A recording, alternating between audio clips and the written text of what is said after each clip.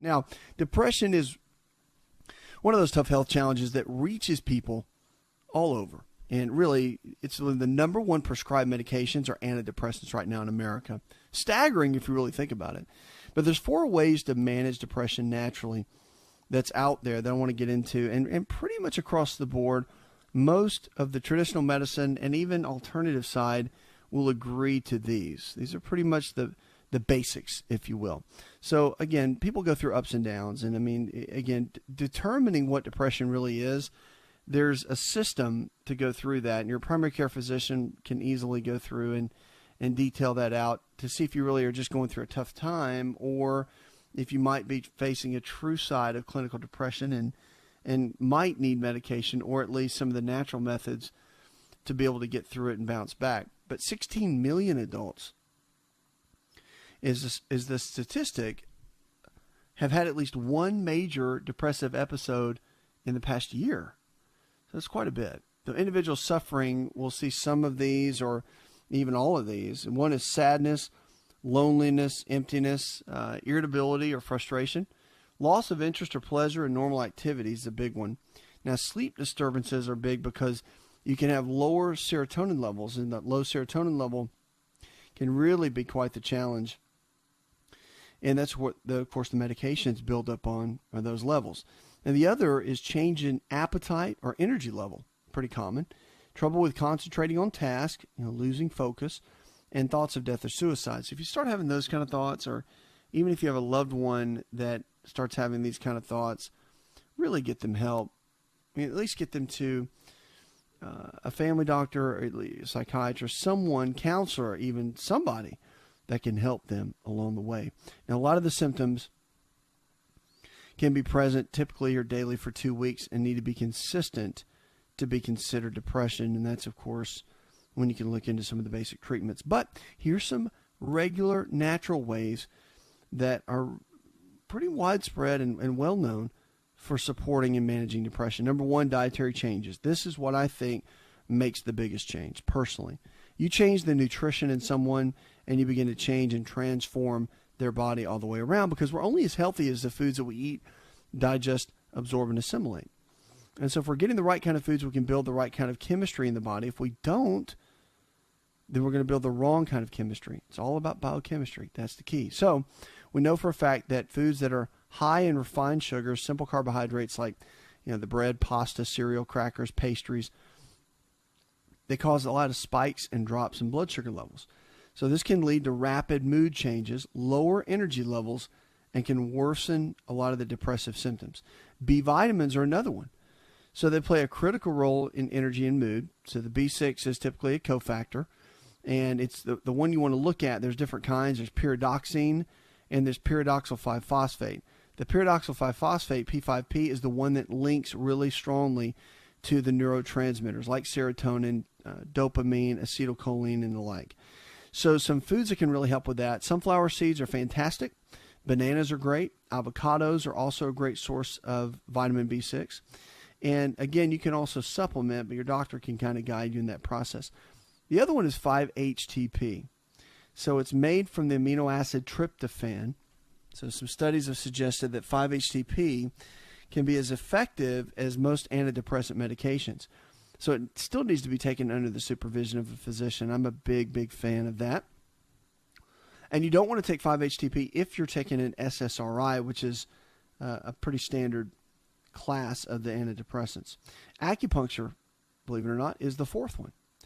And one study has compared acupuncture with antidepressant medication and found both to be equally effective. Those treated with acupuncture had to be treated for 6 weeks, and they reported improvement in symptoms. When considering acupuncture, remember to go to an experienced and licensed practitioner who has treated patients with depression before, and it may require multiple treatments. But again, if you don't have to do medication, medication's every day, right? So if you have to do acupuncture once a week or twice a week versus taking a medication that's going to alter your brain chemistry, kind of numb you out, and some people even report when they take the medications of, they just don't feel like themselves, kind of feel numb, just kind of neutral with life, no ups and downs, but just kind of flat and neutral. So again, you got to figure out where you are in the scheme of that, and decide kind of the way that's going to go well for you. I can tell you that all four of these I've seen people get tremendous success with. People that were on medications, people that had gone through some really tough times. And if you go through a serious loss, like if you hit a major tragedy in life, someone that's been married for 40 years and you lose a spouse, or maybe it's a job you've had for 30 years and now you're in your latter years and you lose that security of that job, people can go through some really tough stages, and sometimes the nutrition and the natural way is not enough. And that's where those medications come in, and they make a big difference. They can really help support your body and get your brain to balance out so that you don't have, the extreme thoughts of maybe death or suicide, or you can kind of live and function through it and press through. But then don't ever forget the prayer factor. Don't ever forget that I believe personally, to get somebody that you can walk through it with, pastor, a counselor, someone. There's also, I just believe, a lot of healing through that process, and people can help you in that. Of course, I believe God can carry you through it all the way. So check those out, because really, between dietary changes, the B vitamins, that pyridoxal 5-phosphate, the 5-HTP, which helps produce serotonin in the brain, and the acupuncture, some great options when you're dealing with depression. 888-283-7272. Lines are open with questions about your health. Give us a call or go to the website. Of course, you're listening to the show. One of the big keys that we love to talk about here on the show, it's you. This show's all about you. It's about taking you to the next level with your health and your life. So one encouragement I want to give you for sure, it doesn't matter where you've been in your health. It doesn't matter if you've had blood sugar instabilities. It doesn't matter if you've had issues with diabetes or heart disease. Maybe you had a stent put in your heart or had a stroke or something to that level. Just know that today's a brand new day, that your choices today don't have to be the choices that you made yesterday. The body is amazing. The way it was designed is incredible, because our cells regenerate. The cells you have right now will regenerate, and the old ones die off, and you're constantly making new cells. That means that old liver cells and digestive tract cells and all the different pancreas cells, they're all fading off and new ones are forming.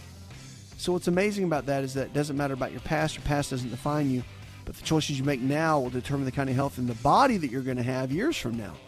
So you can make a brand new choice today, make new habits, create new ways of taking care of yourself, and your latter years can be better than your current years if you make better choices. Coming up, we're going to jump in, grab more questions about your health. I see you waiting there, so hang tight. And also, we've got some social media we'll get into, and I've got some tips that you don't want to miss.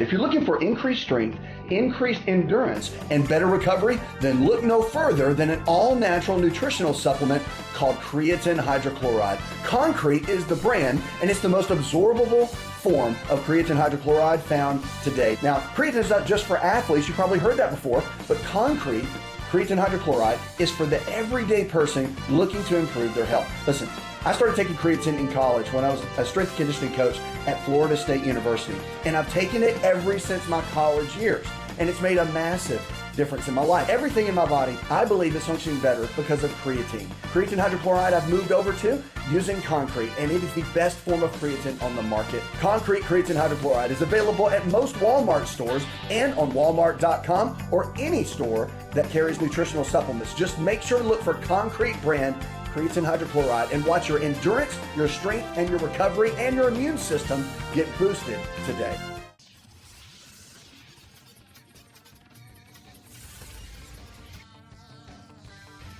To find out more, connect with On Call Radio online at InShapeNetwork.com.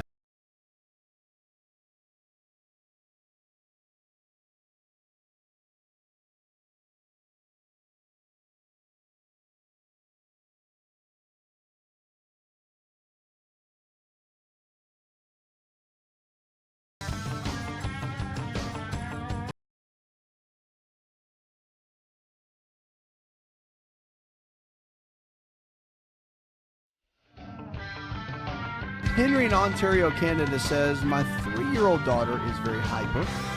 When do I know if this is hyperactivity disorder or ADHD? Well, again, you just want to, you kind of monitor their behavior patterns and look at the distractibility. How often does it happen? I mean, kids are like that in general. The funny thing is, when we were younger, the diagnosis really was not prevalent at all. I mean, it came a little bit later. So, I mean, do kids really have ADHD? It just depends. You got to go take them to the pediatrician and let them do some of the various testing that's done in office to kind of evaluate that. But, you know, again, you have to look at patterns over time, and that's what the physician will find out. But it's a challenge because I think there's a fine line of putting them on the medication versus not. And, you know, modifying the diet makes a big difference. Taking a child off gluten, for example, which is tough, and sugar and the processed carbohydrates and all, that can play a big role. And you can notice a big difference when that happens within their behavior even, and increasing the omega-3 fatty acids. Again, pediatricians need to walk you through that. But find someone that will work with you at that level, because diet for any type of hyperactivity disorder, major deal. I mean, you can see a big difference in most kids that struggle with that. And look at the diets at children that deal with ADHD at any level. They're going to be loaded with processed foods. You see it every single time. And clinically, when you do a history and all that with the parents, you're going to find that. And that's why a lot of these nutritional deficiencies that can build up in the kids, that's what you have to look for. And again, you can get someone to walk you through that process. But definitely look at the omega-3s. That is one of the big keys for ADHD. 888-283-7272. Lines are open with questions about your health. Give us a call or go to the website. Go to Ruby now. Hi, Ruby. I just want to know what is good for the joints, because the joints have been swelling up, and I notice that when I get cold, they hurt. I just wanted to know what would be some good natural things that I could take to help the joints, and also what natural things I could take for anemia. Well, there's several things you can do. I mean, for joint pain, remember it's inflammation. So inflammation with any kind of arthritis, for example, itis means inflammation. That typically comes from the digestive tract. So you've got to look at the habits that you have, eating habits over a period of time. You know, if you're doing a lot of processed foods, a lot of excess carbohydrates, you'll find that you can, if it's the wrong kind of carbs, and what I mean by that are a lot of the processed sugar, processed flour. When you do those kind of carbohydrates over and over and over again, sugar content's high. It's been shown that it raises the inflammatory process in the gut. When you do that, it raises the inflammatory process throughout the body. So getting the body back in line and really getting it back in a good position is what you want to do. And so again, eating the right kind of foods for a period of time, at least a month, can make a difference. You jump in and do equal amounts of lean protein sources like chicken, fish, beef, or eggs, low glycemic carbohydrates in the form of fruits and vegetables, and then good healthy fats, almonds, walnuts, cashews, avocados. Putting the right kind of foods together gives you the nutrition that your body needs and can get you functioning at a much better level. So that's where I would start, really, when it comes down to it, because, you know, at the end of the day, when you're dealing with arthritis, especially osteoarthritis, not getting into the rheumatoid arthritis, the dietary changes make the biggest difference. Now, there's a product out that is homeopathic based and based on amino acids, which are proteins, completely natural, non-addictive, and I've seen people in the worst pain ever do extremely well with this product. Not only that, but people that take it, you know, again, see not just results because of the supplement, it actually helps to break down proteins. It actually works on restoring the digestive system, and it helps reduce the inflammatory process. It's called Amino Active, and you can go to their website, aminoactive.com. It is incredible. One of the best products I've seen. It's university tested. They're doing all kinds of double-blind studies on it now. It'll end up being like the natural go-to for any kind of pain or inflammation in the marketplace. I really believe that's where it's headed. It's that good. So I would check that out, aminoactive.com. But yeah, I mean, those are some basic tips. And the anemia, if they've definitely diagnosed you with it, you got to figure out, first and foremost, what kind it is. So is it B12 related? Is it iron related? You've got to be able to determine that. And they can do some additional testing to figure that little equation out. Now, the one key about it that you want to look into that's really important is also, if it is iron related, you want to look at ferritin. Now, ferritin is kind of the storage tank for iron. And with the ferritin, vitamin C will raise ferritin in a heartbeat. It is the catalyst that really allows the iron to be stored and utilized in the body. And you can get a little ferritin test. Very simple. Your primary care doctor can check it out. So when they check the iron levels and they look for B12 and folic acid, have them look at that and see if it's even a factor in the equation. Because typically with anemia, it's kind of important. But regardless, a lot of good foods you can have to help with anemia. Now, depending on the level of it, if it's just very mild, you want to look at dark leafy greens hands down. They can help build both levels of iron and also B12. But then also look at red meat. And people freak out over red meat, but it's a great source. If it's grass-fed, hormone-free, bison, elk, those kind of meats, unbelievable. Very, very good for you. And a lot of other benefits in it as well. But they can be helpful. And a good old school remedy for any type of anemia is blackstrap molasses. That's old school right there, but it works very well. 2 to 3 tablespoons of blackstrap molasses can help tremendously when you're dealing with any type of anemia.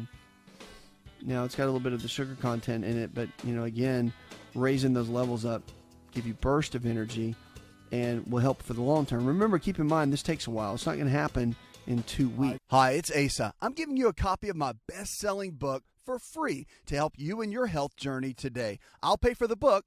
All you do is just cover the small shipping and handling costs. Go to asarx.com and get your free book today.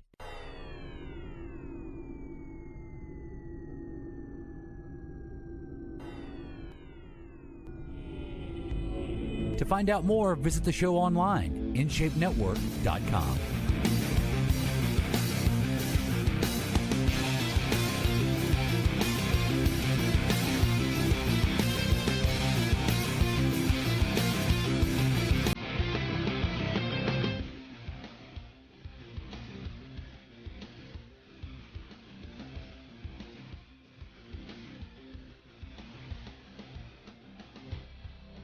Whatever you're struggling with, we're here to help. Here to take you from where you are in your current state of health to where you need to be.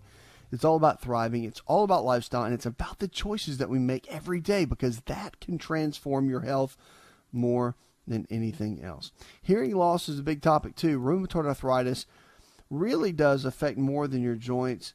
Now they're saying, according to the Arthritis Foundation, they're saying now that with a lot of reports over the years that rheumatoid arthritis can actually create hearing loss. So Mayo Clinic did a study, was published recently, and they found that hearing loss increased with people with rheumatoid arthritis. Most rheumatologists were not aware of the increased risk of hearing loss in RA. So this is a new finding, and at Ohio State University, Wexner Medical Center near Columbus, they said it's not something that we would routinely screen for, but now it's become part of our normal routine. So if you deal with any type of hearing loss and have joint pain along with it and have never been diagnosed with anything, go to your doctor just to double check and make sure that the two aren't kind of stemming hand in hand, and maybe there's some underlying issues that have not been addressed. So a lot of the RA medications, the biologics, they said really don't have the links in them, but they're saying there's a lot to do with the connections. And here's some of the reasons, or some of the connections, they say, rather, basically with the two. So, however, they say that 1% of all cases deal with hearing loss. Most rheumatologists are familiar with some of this, but not to the extent we're seeing now. So, again, number one, you want to let your doctor know if any over-the-counter drugs you take, because they said some of the reactions with some medications that they found in this study could have been some of the reasons why. So you want to look at drug interactions, number one.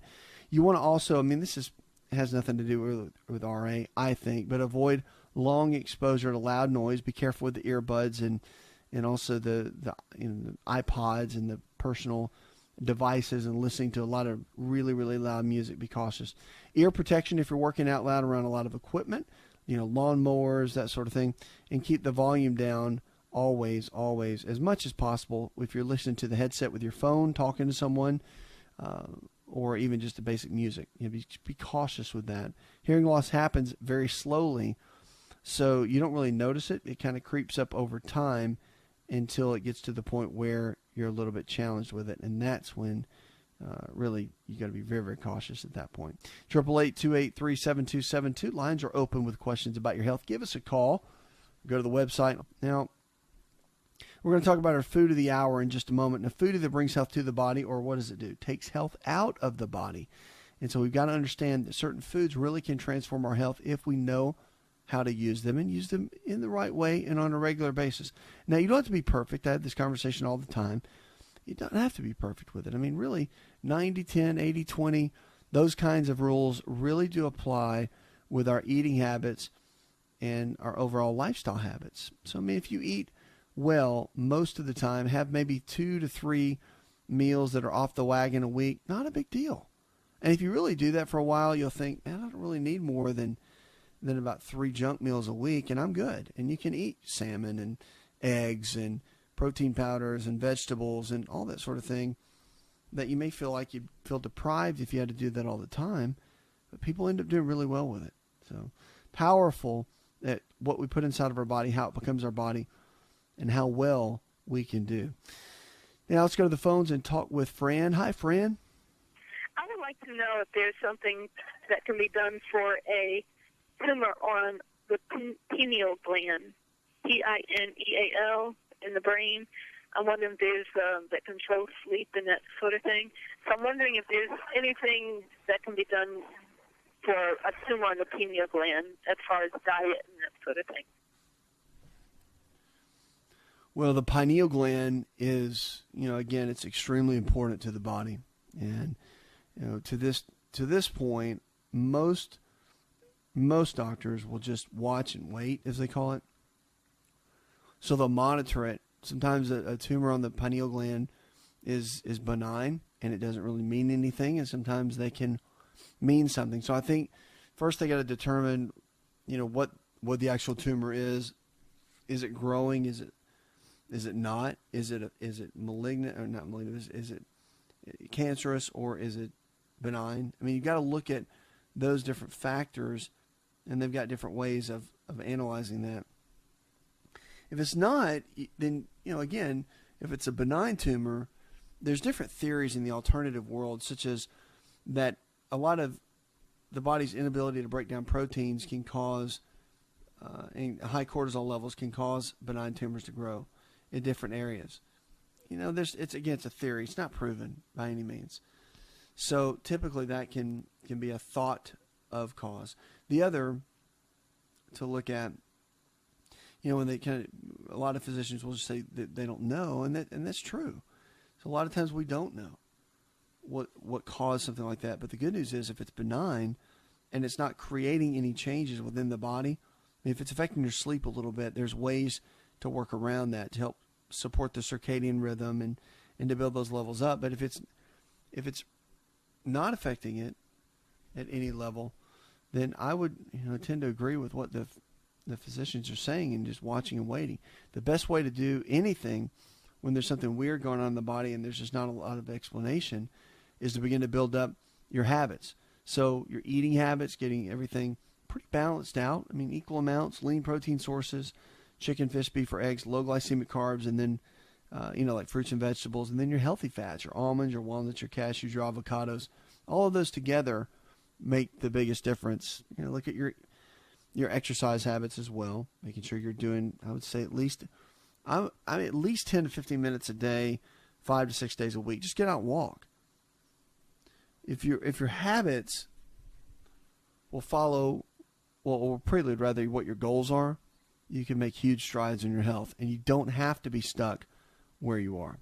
888-283-7272. Lines are open with questions about your health. Give us a call or go to the website. Now, cantaloupe is our food of the hour. Powerful food that makes a big, big difference. A lot of nutrient diversity in this. Of course, it's loaded with the B vitamins, vitamin B1, B3, B6, and folate, as well as vitamin K and the magnesium and the fiber. So it ranks very, very high, even up there with raspberries and strawberries, which rank extremely high with high vitamin C content. Now, the cantaloupe contains more beta-carotene than alpha-ketogene, but because it contains both the carotenoids, it also contains both of their derivatives, including the lutein and the like. So it's got a lot of vitamin B, vitamin E as well. So with antioxidants that are high in it, you've got a lot of the polyphenols. And polyphenols are amazing. They do very, very well within the body. A lot of researchers understand the metabolic syndrome, which is, challenges within like the high blood fats, triglycerides, high blood sugar, high blood pressure, and too much body fat, which is a result of chronic underlying unwanted inflammation and oxidative stress throughout the body. So it's not surprising to see a decreased risk of metabolic syndrome in individuals with especially high intake of cantaloupe, just because of what it provides. Matter of fact, cantaloupe has been shown, there's a blood test called C-reactive protein, or CRP. There used to be, not used to be, we still use it. It's called SED rate, or the ESR, and the SED rate always was a good marker for inflammation. Still used in the basic blood panel, but the CRP came along, and it's kind of the new version. A little bit more detailed, gives us some more markers regarding the heart. But the CRP, it overall looks at the body inflammation. So when you look at it, one study documented that the benefits of cantaloupe prevention, they say with eating about 5 fruits a day, which equates to about 12 ounces, they assumed that the study participants, when looked at it, that their approach might help all of us, really, when it comes down to inflammation and chronic oxidative stress. But they found that when they ate the cantaloupe, that the CRP markers came down considerably. Now, they didn't list the numbers, so I don't know what the exact numbers are, but considerably is pretty powerful. I mean, the fact that it even got it to move is a big deal. A lot of other health benefits, too. Of course, the studies have been done mostly on animals and not humans, so it's a little skewed that way, but researchers have theorized that the cantaloupe phytonutrients can improve insulin and blood sugar levels because it did so in the animals, and also can improve kidney function. How about that? So cantaloupe, powerful superfood along the way that can bring health to you in a lot of ways. Jack in Dalton, Georgia, he says, can you give me some help on working with recurring cold sores? I tend to get them on my mouth, and I'm looking for some natural ways to support it. Well, again, the cold sores come from the herpes virus, simplex. And when you go under a lot of stress or your body's under a lot of tension, you can, a lot of these little herpes viruses tend to pop out, and they run their course for about 7 to 10 days, and then they tend to heal up.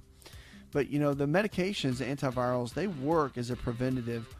But from the natural side, a lot of people use L-lysine, which is an amino acid, cuts down on viral activity, and also ionic silver has been used as well to keep those kind of at bay.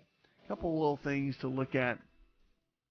But for the most part, when you've got viruses, which is what that's built from, keeping the stress levels managed. I mean, I know it's hard to eliminate stress, but managing stress levels is the absolute key. Coming up, we're going to jump in more questions about your health, and I've got some social media you need to jump into as well.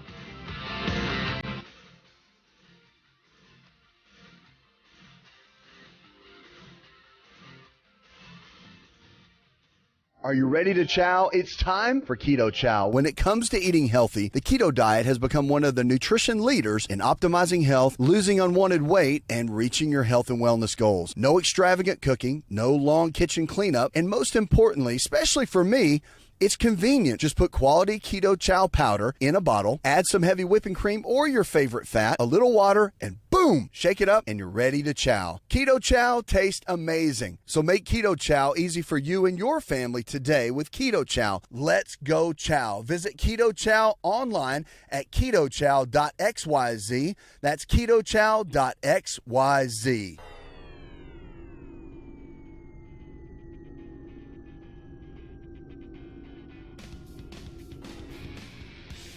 Connect with On Call Radio and watch On Call TV at InShapeNetwork.com.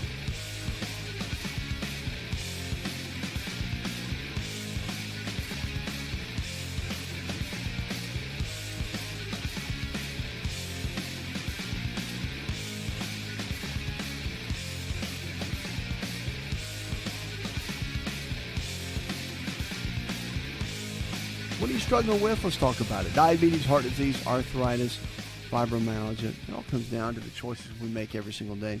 Powerful. I've seen so many people come out of the health challenges that they're in, regardless of what they're struggling with, in so many different situations. It's really amazing to see.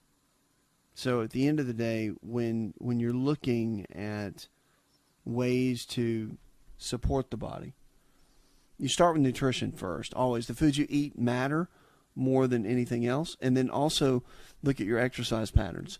If you're not exercising and you're trying to eat well, got to put the two together. They work hand in hand to build the kind of body you're looking for.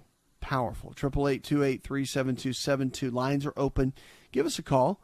Go to the web. Go to the phones. Let's talk with Roger. Hi, Roger. I just had a quick question about superfoods. I was thinking about eating more of them, and I'd also heard that it was a kind of a marketing thing, and I wanted to know if you had a recommendation for the best superfoods to eat and what they would actually do for the body to help the body out. Well, there's categories. I mean, we in the health world we talk about superfoods and superfruits. I mean, everything's kind of got a little tagline to it, but there really are some of those super higher end category foods that work well. And on the fruit side, the berries really top the list. And all the different berries, because of the deep, rich polyphenols that they have in them. The darker the color, the better. So many anti-cancer properties. I mean, study after study after study have been done. I mean, take blueberries, for example. They are powerful in what they can do in the body. I mean, literally, it just, you read the list of it, from diabetes to cancer to heart disease to Crohn's disease. I mean, the list goes on and on. They're so powerful. And then you got other superfoods, as they call them, different vegetables. I mean, you take things like kimchi, which is cabbage, and the way it's cultured. I mean, what it can do for the digestive tract. You look at certain foods, something basic like a sweet potato, and all the different benefits. That's why we always highlight certain foods, because really, if it's untouched and it's a fruit, vegetable, for the most part, it's omega-3 fatty acids. I mean, they are all superfoods at what they do, and they've all got deep properties that make a tremendous impact in your health. So you look at those, and it's incredible to see what they actually can do. So yeah, if you stick with, and again, all this list is in my book and it's also on the website. But if you stick with good basic whole foods, where man has not tampered with it, right? So an apple is better than an apple pastry. I mean, and really, I mean, it's, you think about it, and people think they eat those kind of things and they think, oh, well, it's got apples in it. It's got to be healthy. But really, if you eat foods in their original design, you're going to do very, very well. Oh, that's across the board, and can do, I mean, really, really well. I see so many people that restore their health just by better eating habits. It's incredible. So you could start there and really begin to win if you're looking at the preventative side. How you eat, they say, can possibly either affect back pain in a negative way or not. Now, back pain is something that pretty much, they say, about 90% to 95% of every person will experience some type of back pain at some point in their life. So when it comes to inflammation, and really this goes along with inflammation throughout the body, there's certain ways you can eat to lower the inflammatory process. So John Spallino, he's a physician at the Laser Spine Institute in Tampa, Florida, says inflammation will run rampant throughout the body, cause all kinds of issues and problems, including low back pain. So creating an anti-inflammatory diet to battle back pain becomes much more important. The best thing, though, is if you're prone to back pain, to follow some of these basic diet tips. Now, most importantly, a plant-based diet with flax and chia seeds is probably your best bet to avoid a lot of the inflammation. And then again, plenty of the omega-3 foods like salmon, mackerel, sardines, herring, black cod, tuna, and trout. Those are some of your best fish choices. The naturally pigmented produce, which is the key part of the anti-inflammatory diet. This is all in my book. And there was a Neil Levine, who's a clinical nutritionist, said recently at the American Nutrition Association, if you're looking for foods that reduce back pain and are high in nutrition, carrots, beets, sweet potatoes, cherries, berries, grapes, and red wine, also pomegranates and watermelon are very beneficial. Now, a lot of the herbs and spices can help too. They're known to do that. Basil, cinnamon, ginger, rosemary, garlic, curcumin, onions, oregano, and even turmeric can help in this process. And the teas are always beneficial. These have been around and known for quite some time. The oolong tea, the white tea, and the green tea are fantastic and extremely beneficial. Dr. Spallino also added that olive oil and brightly colored fruits and vegetables have been helped to lower the inflammation as well. Strong back pain fighting properties with kale, spinach, and broccoli. They top the list. Some other good food choices, though, in the anti-back pain diet: avocados, nuts, of course, almonds, walnuts, pecans, Brazil nuts, lean proteins, chicken, and turkey make a big, big difference. And even the beans and cocoa can help. So staying pain-free, they said a lot of these different foods can make a big difference. Watch for calcium, getting enough of it, but getting enough vitamin D can help as well. Puts another hour in the charts. I want to thank our producer, Jay Patrick, engineer John Garrison, and the rest of the team. Go to one person, something you learned on this show. Together, we can transform the health of our friends, our families, and our communities. You're listening to the show that helps you get well, stay well.